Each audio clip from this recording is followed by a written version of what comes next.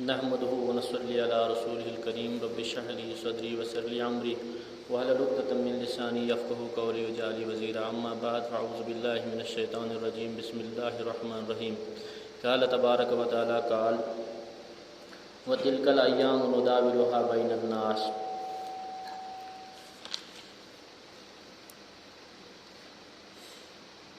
وقال تبارك وتعالى وفديته وفديناه بذبح عظيم۔ آج محرم کی 25ویں تاریخ ہے۔ یہ مہینہ بہت اہمیت رکھتا ہے اسلامی کیلنڈر کے اندر۔ اسلام کا جو یہ ہجری کیلنڈر ہے، اس کا ہر دن کسی نہ کسی واقعے سے جڑا ہوا ہے جو کوئی نہ کوئی یاد تازہ کرتا ہے۔ لیکن اس مہینے کا جو بہت بڑا المیہ ہے وہ 10 محرم کا ہے، جس میں امام حسین علیہ السلام اور ان کے ساتھیوں نے، ان کے رفقا نے عظیم قربانی پیش کی اللہ کے حضور۔ یہ قربانی کا سلسلہ شروع ہوتا ہے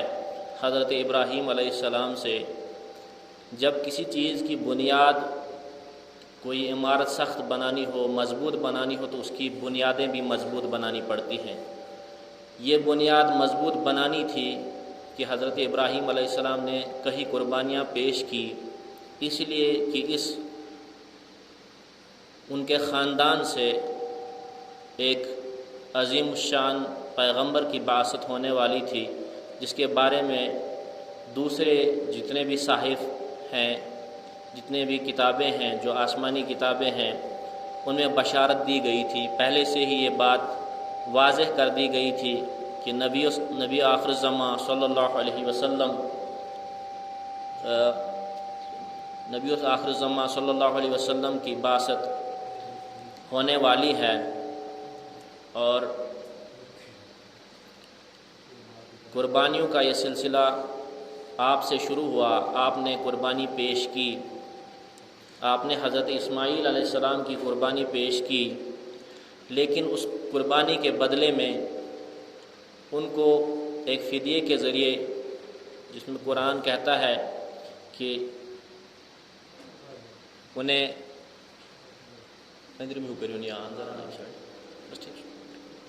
فدیے کے ذریعے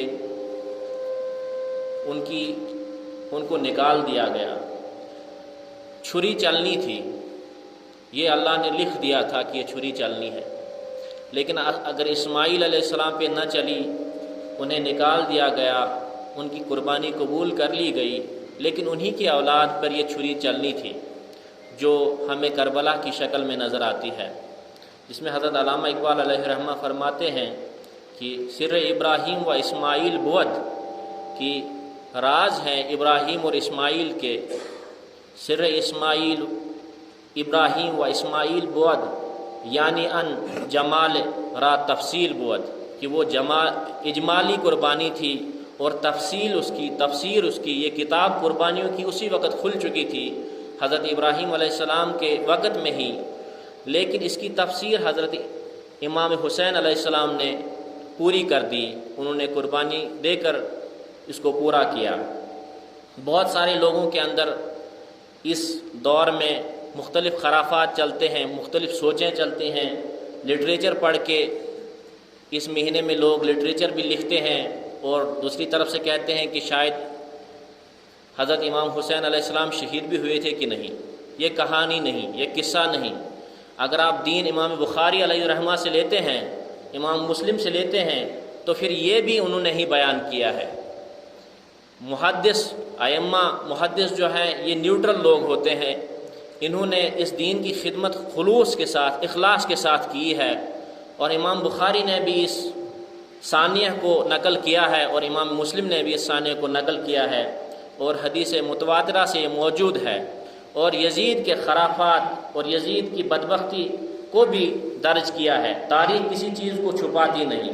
اگر ایک کوئی تاریخ کا غلط واقعہ پیش کرتا ہے تو دوسرا ضرور آتا ہے جو اس کا رد پیش کر کے صحیح تاریخ بیان کرنے کی کوشش کرتا ہے۔ خاص کر رہی بات محدثین کی، تو محدثین اپنی طرف سے کچھ نہیں کہتے، انہوں نے میلوں سفر کیا ایک ایک حدیث کو جمع کرنے کے لیے۔ تو یہ قربانی کوئی چھوٹی قربانی نہیں تھی. اگر ہم دیکھیں تو کعبے کی شروعات ہی قربانیوں سے ہی ہوئی ہے. جب کعبے کی تعمیر ہو رہی تھی اس وقت بھی قربانیوں سے شروعات ہوئی اور بعد میں بھی قربانیوں کا سلسلہ جاری رہا. یہ قربانی اپنے جمال میں، اپنے شباب میں، اپنی عظمت میں حضرت امام حسین علیہ السلام نے دی، اور اس کو اپنی جان کا نذرانہ اپنے ساتھیوں کے ساتھ 18 اہل بیت اور 54 کے قریب دوسرے ساتھی رفقا ساتھ تھے جنہوں نے یہ قربانی اللہ کے حضور پیش کی. یہ میں اس لیے بھی بیان کر رہا ہوں کچھ 2-3 جمعوں سے کہ اس کا ایک واسطہ ہے دنیا کی ایک عظیم تاریخ کے ساتھ بھی اور ایک تحریک کے ساتھ بھی، کیونکہ امام مہدی کا ظہور قریب کے زمانے میں ہونے والا ہے. جو آثار بیان کیے گئے ہیں، جو حالات دنیا کے بن رہے ہیں، اس سے یہ محسوس ہوتا ہے کہ امام مہدی کا ظہور قریب ہے. جو بھی دنیا کے حالات چل رہے ہیں، کیونکہ اللہ تعالیٰ قرآن پاک میں فرماتے ہیں کہ تلک الایام نداولها بین الناس،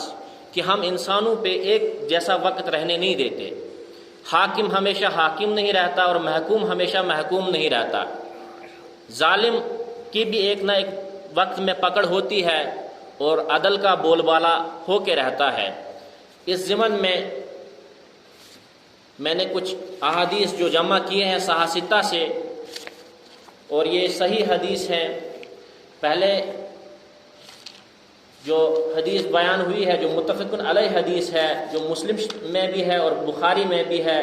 3449 اور مسلم میں ہے 3392. ان احادیثوں میں بیان پوری تواتر کے ساتھ ہوا ہے امام مہدی کے ظہور کے بارے میں اور حضرت عیسیٰ علیہ السلام کے نزول کے بارے میں. کیونکہ کچھ لوگوں نے جو منکر حدیث ہیں انہوں نے یہ انکار کرنا شروع کر دیا کہ امام مہدی کا کوئی ظہور نہیں ہوگا اور عیسیٰ علیہ السلام کا کوئی ظہور نہیں ہوگا. اس کے بارے میں جو بڑے، جنہیں ہم 8 مضبوط ستون جنت کے دروازے کہہ سکتے ہیں، جن میں پیش پہلے ہیں، جو راوی ہیں امام مہدی اور عیسیٰ علیہ السلام کے ظہور کے، ان میں حضرت علی، عبداللہ بن مسعود، عبداللہ بن عباس، سیدنا ابو ہریرہ، سیدنا جابر بن عبداللہ، ابو سعید خدری رضی اللہ عنہ، سیدنا صوبان اور ام سلمہ جو ہماری ام المومنین میں سے ہیں. یہ ان حدیثوں کو تواتر کے ساتھ بیان کرتے ہیں. لیکن کچھ لوگوں میں ذہنی بیماریاں، جو ذہن کے بیمار لوگ ہیں، جو طبیعت کے بیمار لوگ ہیں، جو ارادے کے بیمار لوگ ہیں، جو حدیثوں کو بھی انکار کرتے ہیں. اور یہ حدیثوں کا انکار کرنا قرآن کا انکار کرنا بھی ہے، کیونکہ اطیع اللہ اطیع الرسول، اور اطیع الرسول، آپ اگر حدیث کا انکار کوئی کرتا ہے تو وہ قرآن کا بھی انکار کرتا ہے، کیونکہ قرآن بھی اسی زبان سے آیا ہے جس زبان سے ہم نے حدیث کو، ہمارے سامنے حدیث پہنچی ہے. اور اس کی بھی اگر ہم دیکھیں تو اشارہ ملتا ہے قرآن کے اندر کہ حدیثوں کی بھی ذمہ داری اللہ نے لی ہوئی ہے. جیسے ہم سورہ نجم میں پڑھتے ہیں وَالنَّجْمُ إِذَا هَوَىٰ مَا ضَلَّ صَاحِبُكُمْ وَمَا غَوَىٰ وَمَا يَنطِقُ عَنِ الْهَوَىٰ. یہ جو صاحب ہیں یہ اپنی طرف سے کچھ نہیں کہتے، جو کچھ کہتے ہیں اللہ کی طرف سے کہتے ہیں. جو بھی ان کے لبشت پہ آتی ہے، ان کے زبان پہ آتا ہے، سب اللہ کی طرف سے ہوتا ہے. تو بعض لوگوں نے کہا کہ ہمارے بہت بڑے مفکر جو ہیں حضرت علامہ اقبال، تو انہوں نے کہا ہے، انہوں نے مہدی کا انکار کیا ہے. لیکن ایسا ہو نہیں سکتا کہ رسول اللہ صلی اللہ علیہ وسلم کی احادیث کا انکار حضرت علامہ اقبال کر سکتے تھے، جو عاشق رسول تھے. وہ خضر وقت جو ان کی نظم ہے اس میں اس چیز کا اظہار کرتے ہیں. لیکن انہوں نے اس لیے اس بارے میں کہا تھا کہ لوگ کہیں ٹانگیں پسار نہ بیٹھ جائے، یہ امت کہیں آگے ٹانگیں پسار کے بیٹھ نہ جائے، عیاشی میں نہ پھنس جائے کہ ہم مہدی کا انتظار کریں گے، وہی ہمارے طرف سے ہر کام کرے گا. اس لیے انہوں نے کچھ باتیں کہی تھی کہ تم کو خود بھی اٹھنا چاہیے، تمہیں خود بھی کمر بستہ ہونا چاہیے، تمہیں خود بھی تیار ہونا چاہیے. وقت بہت قریب ہے کہ ہمیں بہت ساری چیزوں کا جائزہ لینا چاہیے، عبادت کے ذریعے، اپنے خلوص کے ذریعے، سجدوں کے ذریعے اللہ سے مدد مانگنی چاہیے، کیونکہ تیزی رفتار سے وقت کروٹیں بدل رہا ہے۔ جیسے حضرت علامہ اقبال نے علیہ الرحمہ نے فرمایا کہ سکون محال ہے قدرت کے کارخانے میں، ثبات تغیر کو ہے زمانے میں۔ ایک وقت ہوتا ہے جسے ہم زمانے خالص کہتے ہیں، زمانے خالص جسے پیور ڈیوریشن برگسا نے بھی کہا، اور علامہ اقبال نے جسے زمانے خالص کہا، اور دوسرا وقت ہوتا ہے زمانے مستصل جسے کہتے ہیں، جو کنٹینیوٹی، جو سیریل ٹائم ہوتا ہے۔ سیریل ٹائمز میں جو وقت کا گزرنا جو ہوتا ہے، ایک تو پھیلاؤ ہے جس کے لیے قرآن نے لفظ دہر استعمال کیا ہے، جو وقت کا پھیلاؤ ہے جسے خالص ٹائم کہا ہے علامہ اقبال نے، وہ پھیلا ہوا ٹائم ہے۔ اس پھیلے ہوئے ٹائم سے جو ایمرجنٹ ٹائم، جو نکلا ہوا ٹائم ہے، وقت ہے، تو اس کے اندر جو واقعات ہوتے ہیں ان واقعات میں یہ ایک واقعہ ہونا بھی لازمی ہے اور یہ ہو کے رہے گا۔ تو اس کے بارے میں حضرت علامہ اقبال نے جن کے بارے میں بہت سارے لوگ یہ غلط فہمیاں رکھتے ہیں، جو اپنے آپ کو اقبال شناس کہتے ہیں، لیکن بدقسمتی سے علامہ اقبال کو کوئی اچھے سے سمجھ نہیں پایا۔ اگر علامہ اقبال کو ہم سمجھ سکے ہوتے اچھے سے تو ہمارے بہت سارے مشکلاتیں حل ہوئی ہوتی، لیکن ہم نے انہیں نظر انداز کیا، کوئی ایک چیز لے لی، اسی پہ ہم رٹا مارتے بیٹھے۔ حالانکہ علامہ اقبال نے ہمیں ہر شعبے میں رہنمائی کی ہے، چاہے وہ اخلاقی شعبہ ہو، چاہے وہ جمالیاتی شعبہ ہو، چاہے وہ معاشیتی شعبہ ہو، چاہے وہ سیاسی شعبہ ہو، کوئی بھی شعبہ ہو، علامہ اقبال نے ہماری بڑی رہنمائی کی ہے، لیکن بدقسمتی سے ہم نے ان کے ساتھ بہت زیادتی کی۔ تو وہ فرماتے ہیں اس خضر وقت میں، خضر وقت از خلوت دشت حجاز آیت، کہ خضر وقت یعنی حضرت امام مہدی کا ظہور ہوگا اور وہ حجاز سے نکلیں گے۔ کاروان از وادی دور و دراز آیت بروں، کہ ان کا کارواں کہیں دور سے آئے گا، جو ان کی خلافت کو، جو ان کی حکومت کو، جو ان کے عدل کو، ان کی مدد کرے گا دنیا میں عدل کو قائم کرنے میں۔ تو اس کے لیے آگے علامہ اقبال فرماتے ہیں کہ عمر حاضر کعبہ و بت خانہ می نالد حیات، تازہ بر عشق یک دانائے راز آیت بروں، کہ زمانے گزر جاتے ہیں، لوگ مانگتے ہیں عبادت خانوں کے اندر، اور زمانوں کے بعد کوئی دانائے راز پیدا ہوتا ہے، اور وہ دانائے راز خود علامہ اقبال علیہ الرحمہ تھے، کہ شاید اب کوئی رازدار میرے بعد آئے نہ آئے، اللہ چاہے گا تو ضرور آئے گا۔ تو لیکن یہ چیز علامہ اقبال نے کلیئر کر دی ہے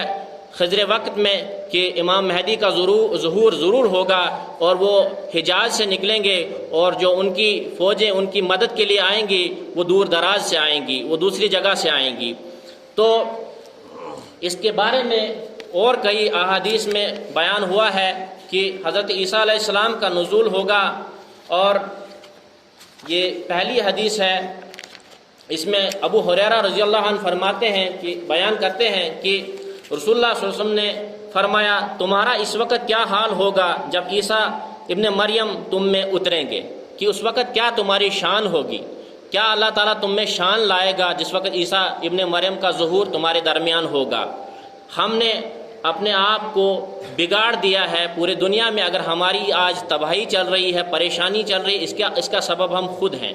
کیونکہ اسے امت وسط اس امت کو کہا گیا کہ بنی اسرائیل میں جو خرافات پیدا ہوئے، اور پھر ان خرافات کے بعد میں جو انہیں سزائیں ملی، اللہ نے خود قرآن کے اندر انہیں تنبیہ کیا، انہیں ہی اپنوں کو ہی عقل مند جو ہے وہ اپنوں کو ہی ڈانٹتا ہے۔ اگر کسی کا بچہ کسی کے ساتھ باہر لڑ بیٹھتا ہے، جھگڑ بیٹھتا ہے، جو دانا ماں باپ ہوتے ہیں وہ اپنے بچوں کو ڈانٹتے ہیں کہ تم نے ایسا کیوں کیا، کیونکہ انہیں اپنوں کی فکر زیادہ ہوتی ہے۔ تو اللہ نے ہر جگہ بنی اسرائیل کو ڈانٹا، کیونکہ لاڈلی امت تھی یہ، تو انہیں کہا کہ فضلت علی العالمین، کہ انہیں فضیلت دی پورے عالمین کے اوپر۔ تو یہ جب بگڑ گئے تو پھر کہا گیا ضربت علیکم الذلۃ والمسکنۃ وباء غضب من اللہ، کہ تم پر ذلت آئے گی، مسکنت آئے گی، تباہی آئے گی، کیونکہ تم نے اللہ کے رسول کی ان کو چھوڑ دیا، تم نے ترک کر دی، جو ہدایت ہم نے اتاری تھی وہ تم نے ترک کر دی۔ وہی حال ہمارا ہے، مسجدیں جمعہ کے دن ہی کہیں بری ہوتی ہیں، تو آگے پیچھے ہم دیکھتے ہیں کہ ہمارا یہ حال ہوتا ہے کہ ہم کربلا کا واقعہ پڑھتے ہیں کہ اس وقت بھی حضرت امام حسین علیہ السلام شمر کو یہ پیغام بھجواتے ہیں کہ ہمیں نماز پڑھنے دی جائے، جن کے بارے میں خود رسول اللہ صلی اللہ علیہ وسلم نے پیش گوئیاں کی تھی، جن کی شہادت کے بارے میں اور ان کی شہادت کی عظمت کے بارے میں اور ان کی اپنی شان کے بارے میں کہ جنت کے جوانوں کے سردار ہوں گے، لیکن وہ میدان کربلا میں، میدان کارزار میں بھی کہتے ہیں کہ ہمیں نماز پڑھنے دی جائے۔ کتنی اہمیت اس نماز کی ہے! آج امت پوری نماز چھوڑ چکی ہے، ہمیں اس کی کوئی اہمیت ہی نہیں لگتی ہے، ہمیں یہ معمولی چیز لگتی ہے، لیکن اللہ کہتا ہے قرآن پاک میں اولا لک فاولا ثم اولا لک فاولا، کہ تمہاری کمبختی بے کمبختی آنے والی ہے۔ ایحسب الانسان ان یترک سدی، کیا انسان سوچتا ہے کہ میں تمہیں یوں ہی چھوڑ دوں گا؟ حساب لوں گا، ضرور لوں گا۔ جس طرح سے دنیا کے حاکموں کے بارے میں تم یہ خیال رکھتے ہو کہ وہ اپنے فرما برداروں کو انعام و اکرام سے نوازتے ہیں اور نافرمانوں کو جو ان کے ڈسلائل ہوتے ہیں ان کو سزائیں دیتے ہیں، کیا تم میرے بارے میں یہ گمان رکھتے ہو کہ میں عدل نہیں کروں گا؟ میں تمہیں یوں ہی چھوڑ دوں گا؟ میں ایک نمازی کو، ایک اللہ کے راستے پہ چلنے والے کو اور ایک ناہنجار کو برابر کر دوں گا؟ ایسا نہیں ہو سکتا۔ اگر تم اپنے بارے میں یہ تصور رکھتے ہو، اپنے حکمرانوں کے بارے میں یہ تصور رکھتے ہیں جو عدل تو دور کی بات ہے، جن کے بارے میں تمہارے گمان ہے، وہ اگر عدل کر سکتے ہیں، کیا میں جو پروردگار ہوں پوری اس کائنات کا، کہ میں ذرہ پر بھی کسی کے ساتھ ناانصافی کروں گا؟ اور یہ کیسے ہو سکتا ہے کہ ایک عالم ایک جاہل برابر ہو، ایک اللہ کے ہاں سر جھکنے والا سر اور اللہ کے ہاں اکڑنے والا سر برابر ہو؟ وہ کیسے ہو سکتا ہے؟ جو کمر ٹیڑھی رکھے، اپنے آپ کو اللہ کے سامنے ناک اونچی رکھے اور اللہ کے سامنے جو سجدہ کرے، وہ برابر ہو سکتا ہے؟ کبھی نہیں ہو سکتا ہے۔ جب دنیا کے حکمرانوں کے بارے میں تم یہ سوچ رکھتے ہو کہ وہ ہمیں انعام دیں گے، ہم ان کے ساتھ وفاداری کریں گے، تو اللہ بھی ضرور انعام دے گا اور وہ جنت کی شکل میں ہر ایک کو ملے گا۔ تو فرمایا کہ اس وقت تمہاری کیا شان ہوگی جس وقت عیسیٰ بن مریم کا تمہارے ہاں اللہ ظہور کرے گا۔ اور یہ دمشق کی ایک بعض روایت میں آتا ہے کہ دمشق کی ایک مسجد ہے، وہاں دو فرشتوں کے ذریعے حضرت عیسیٰ علیہ السلام کو جو زرد لباس پہنے ہوئے ہوں گے اس وقت اتارا جائے گا۔ ابن مریم تم میں اتریں گے، تم نماز پڑھ۔ یہاں بھی نماز کا ذکر ہوا ہے۔ کتنا مطلب یہ کتنی اہمیت ہے اس نماز کی۔ قرآن میں متعدد جگہ نماز کا ہی ذکر آیا ہے، اور ہمارے سعدی شیرازی شاعر فرماتے ہیں کہ عبادت جو ہے، عبادت کے بغیر زندگی جو ہے بے بندگی، زندگی شرمندگی کی زندگی شرمندگی ہوتی ہے۔ اس زندگی میں حیثیت کیا جب اس کے سامنے کوئی الہ نہیں، جب اس کے سامنے کوئی آئیڈیل نہیں، جب اس کے سامنے کوئی مقصد نہیں؟ اس زندگی کی کرنا کیا ہے تم لوگوں نے؟ یہ شرمندگی ہے، پھر کچھ نہیں ہے اس زندگی میں۔ تو نماز کا یہاں بھی ذکر آیا کہ تم نماز پڑھ رہے ہوں گے اور تمہارا امام تم ہی میں سے ہوگا، کہ تمہارا امام تم ہی میں سے ہوگا۔ کہ یہاں بعض روایتوں میں آیا کہ حضرت عیسیٰ علیہ السلام کو کہیں گے کہ آپ نماز پڑھائے، لیکن وہ کہیں گے کہ تم اس امت کو فضیلت اللہ نے بخشی ہے، امام تم ہی میں سے ہوگا۔ اور یہ امام کون ہوگا؟ یہ امام مہدی ہوگا علیہ الرحمۃ۔ دوسری حدیث میں دوسری جگہ فرمایا گیا کہ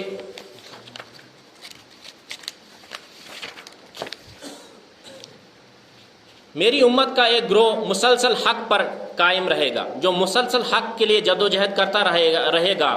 وہ قیامت کے دن تک جس بھی مارکے میں ہوں گے غالب رہیں گے۔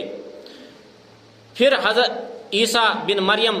رضی اللہ عنہ اتریں گے تو اس طائف گروہ کا امیر کہے گا، جب حضرت عیسیٰ علیہ السلام اتریں گے، ان کا نزول ہوگا، تو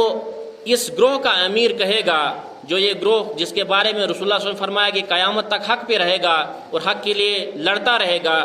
حق کے لیے جد و جہد کرتا رہے گا، اتریں گے تو اس طائفے کا امیر کہے گا،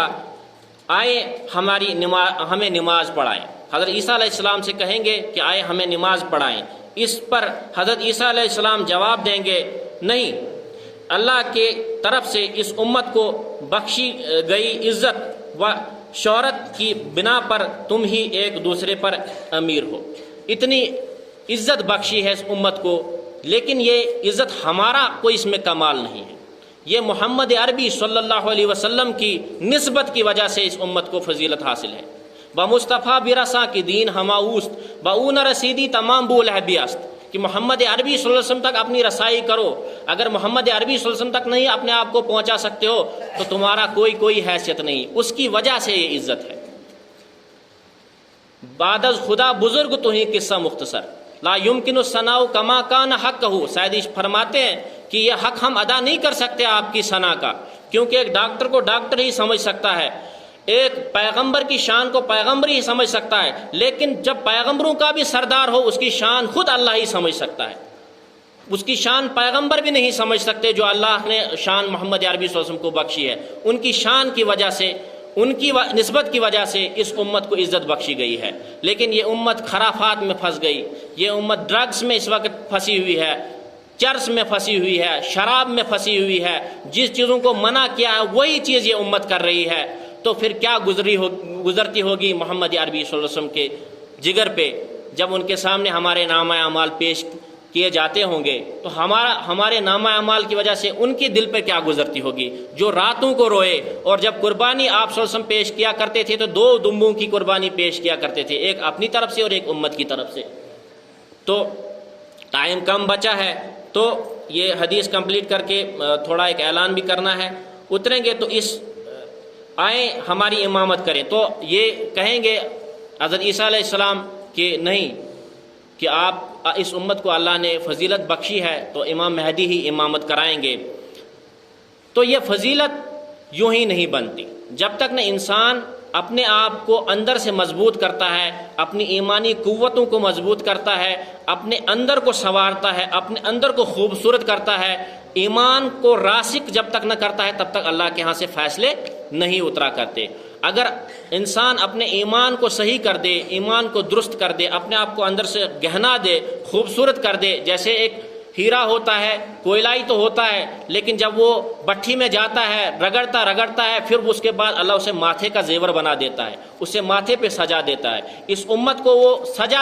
اللہ اور سجا دیتا، قیامت کے دن تک سجا دیتا اگر یہ امت ان خرافاتوں سے باہر آتی، لیکن بدقسمتی سے ہم دن بدن گراوٹ کی طرف اس لیے جاتے ہیں کہ ہم نے اپنے اندر کو نہیں تلاش کیا، ہم نے اپنی روح کو مار کے پیٹ کے اس کو ڈارمٹ میں پہنچایا ہے، اندھیروں میں پہنچایا ہے، اس لیے ہمارے وجود کے اوپر بھی اندھیرا ہے، ہمارے چہروں کے اوپر بھی اندھیرا آ رہا ہے، ہماری آنکھوں کے اوپر بھی اندھیرا آ رہا ہے، ہمارے خیالات کے اوپر بھی اندھیرا آ رہا ہے، ہمارے جذبات کے اوپر بھی اندھیرا آ رہا ہے، ہمارے چلنے کے اوپر بھی اندھیرا ہے، اور اندھیروں پہ بھی اندھیرا ہے۔ اس اندھیرے سے نکلنے کے لیے اللہ کے ہاں سربہ سجود ہونا بہت ہی ضروری ہے۔ وآخر دعوانا الحمدللہ رب العالمین۔